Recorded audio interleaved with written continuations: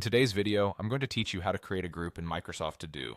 If your task lists are starting to pile up, creating a group is a quick way to bring order to the chaos. Think of a group as a simple folder that keeps related lists together, work projects in one place, travel plans in another, or school assignments neatly organized. You'll still keep your individual lists, but they'll live under a single label so you can find and manage them faster. Start by opening the Microsoft To Do app.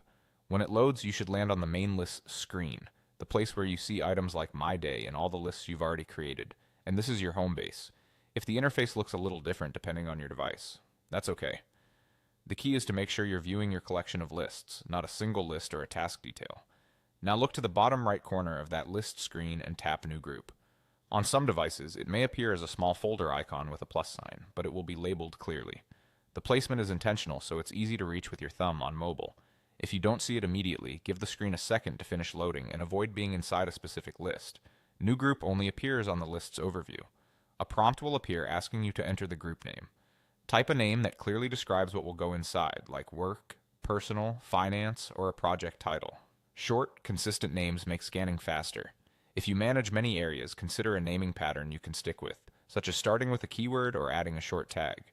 You can even include an emoji for visual scanning if that helps you spot it at a glance. The goal is clarity, so choose something you'll recognize instantly later. When you're happy with the name, tap Create. In a moment, your new group will appear alongside your other lists on the main screen. That's it. The group is ready to help you keep related lists together so your workspace feels cleaner and easier to navigate. To recap, you opened the Microsoft To Do app, tapped New Group at the bottom right of the list screen, entered the group name, and then tapped Create. With just these simple actions, you've set the foundation for a tidier, more focused task setup.